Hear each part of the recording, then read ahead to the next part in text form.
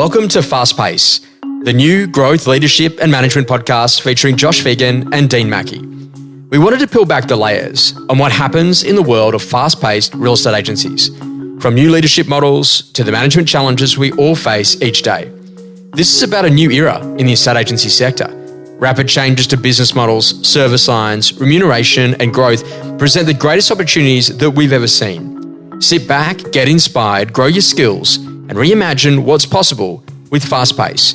Every Friday, wherever you get your podcasts, on Spotify, Apple Podcasts, and Josh Phegan Digital. One of the most amazing things is to think about how much you've got to grow and evolve. And I always think about that, as the organization scales, as you grow, as times go on, as technology changes, you got to make sure that you're a great leader. And Dean, one of the really early mentors that I had said that the best rule in leadership was always to think about this: do unto others that others have done to you that you loved, and don't do to others what others have done to you that you didn't love. And that's really what leadership is about. It's about being interested. It's about caring. And, this is an interesting thing because sometimes you've got to refresh your leadership. Dean, let's talk a bit about that. What is refreshing leadership all about, and how are some of the things that you can go about doing it? Yeah, Josh, I got to say, it's funny that you've asked me this question today because I've been on a journey over the last 12 or 18 months, that I didn't realise I needed to do, but I also didn't realise I needed to do it. And having some brutal honesty around where you're at with life and not always what gets you to where you are today is sort of what you need to have going forward. And I sort of felt that I've been on a journey that's gotten me here.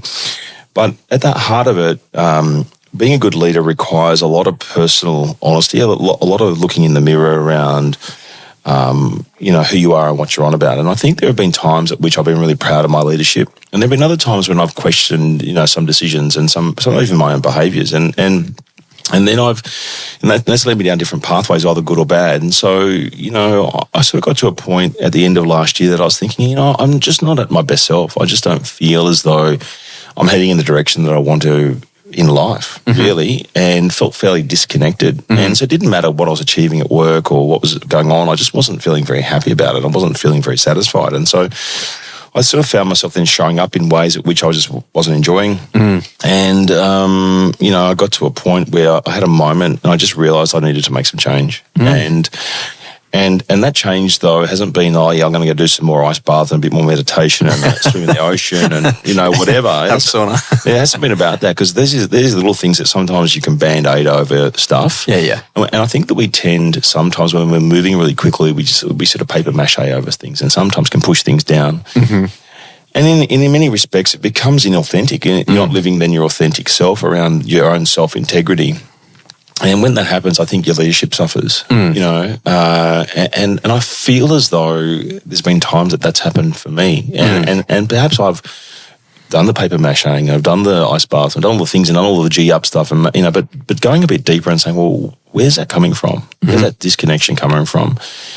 And often it's a lot deeper than you think. So this year I've been on a journey that's been a lot about self-awareness and some of it's been quite painful, really, to dive in and go, right, where's that coming from? Is it a trauma there? It's something, and it's like things I've forgotten about, perhaps, that have then shaped themselves into how you react in certain moments. And I think for me to be the leader I want to be going forward, and the dad I want to be, and the husband I want to be, and all those things, I know that I've needed to make change. I've known about it for a long time, but I've been able to still be successful without making a change. I think that's what happens with people. We're still being successful without making a change because change is painful, right? We've talked about this before.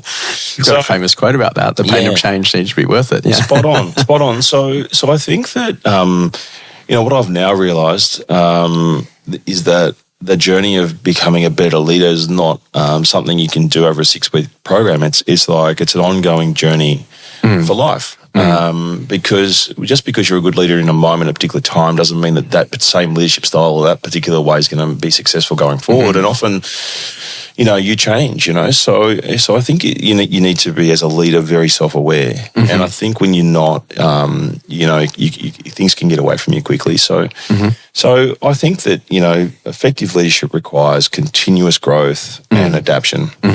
And Ability to be able to forecast what's ahead and keep everyone safe on the way through, right? Well, I think you got to trust yourself. You can do that anyway, right? But there's plenty of people, for example, that I walk into a business that have not shown their sales team, how this works. 47% reduction in borrowing capacity, 7% increase in mortgage costs. That's a big difference. That's more buyer work, it's vendor meetings, all of those types of things.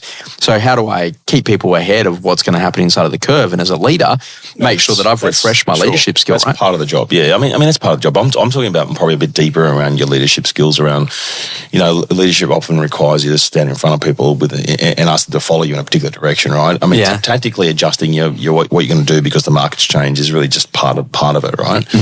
But I'd suggest any leaders out there, if they're thinking about, what is this like? How do you refresh your leadership? I think you've got to be thinking about, if your motivation drops off in any way, shape, or form, then there's something going on there. Right, so if you're feeling like a lack of enthusiasm, you've got a bit of reduced energy. I certainly have had those. Or you're feeling a bit burnt out. I've been reading a book at the moment which is called Running on Empty. But it actually talks about as a child not having your emotional needs met and how that shows up in terms of how you feel when you're feeling burnt out all the time. But trying to work out how do you sort of, because it's easy as a leader to give and not keep much for yourself. Sometimes we think that looking after yourself is why make time for that, right? I've got to keep pushing things forward. But I'm realizing more and more, the more time I make for myself to nourish myself, look after myself, the better I'm going to be as a leader. So I think that because you can easily end up in a situation where you're making poor decisions. Because of those factors of being burnt out or disconnected or whatever. But then you might be overthinking things, or you might be fairly impulsive, or you might overreact. So learning, I've had a few things thrown at me in the last few weeks, and I had someone's been with me for 20 years say, "Man, Dino, you're really reacting differently. Like, once upon a time when I'd throw this tantrum, I'd get a certain reaction from you, and I'm not getting that from you anymore."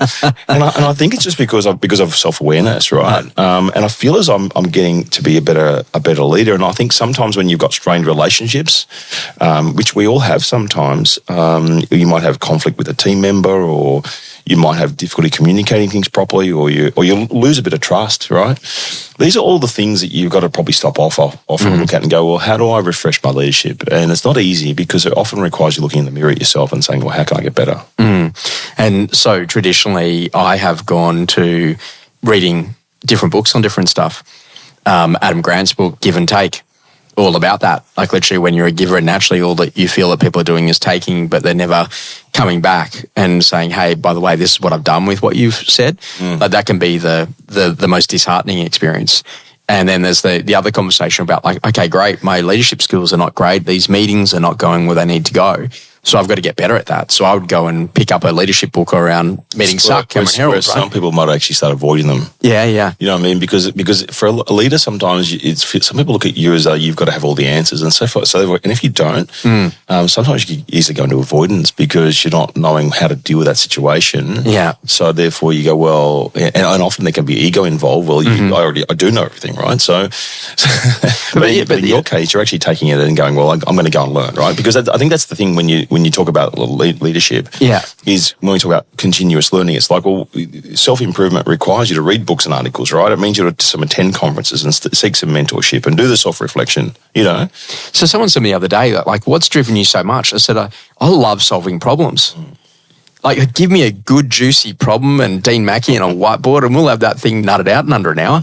But like, and that's actually where the creativity is the bit that's always driven me. And this is the kind of crazy thing, is about, like, use creativity in a great way to start to change how you are as a leader. And rather than having to have all the answers, workshop with a couple of other people that are heaps smarter than you, other people inside of your business, they're in completely different roles, and say, how would you come at that? Like, we're changing that on in the property management or the IM space in your world, where we say, hey, you know what, get a quote. You don't need an appraisal. Your property's already rented out, but get a quote for us to manage it. We're thinking differently about the creativity of the problem. Why does someone change property managers? Because they're deeply unhappy. So we're going to run a new ad series called Unhappy with Your Property Manager? Click button, change now. Hate your property manager? Don't know the name of your property manager? Feel like you got a new property manager every 2 weeks? Come to us. We do it every 4. But like, I'm just, thinking that creativity, you'll throw 1,000 things at the wall, but you'll find something that will land up actually being that new source of motivation that gets you re-energized as a leader. And when you start having a few more wins again, your whole body will change in more meaningful wins where you go, you know what, I know that I've made impact there and I've actually helped people to become better as people and better as an organisation, regardless of just income and profit lines, right? Yeah, 100%. Look, the other thing as a leader, I think that you've got to learn is that you can't be everything to everyone, right? And sometimes you feel you've got to.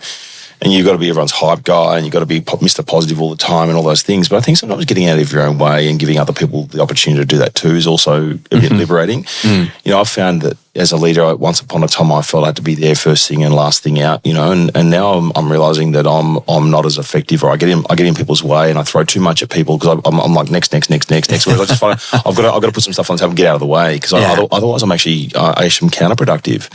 So for me, what's helped my leadership is just the self-reflection, a lot more awareness. You know, I'm doing a lot more stuff around mindfulness these days, Josh. I know everyone talks about it, but I definitely, for me, I think mental health is really crucial, and I've probably pushed down things that have affected me in that regard. So you know, not every day, but there are days I do every sort of couple of days. I'll get up and I'll do some meditation in the morning. I'm fortunate to have an infrared sauna at home, so I do it in the sauna and a bit of stretching, and it just seems to set me right, you know.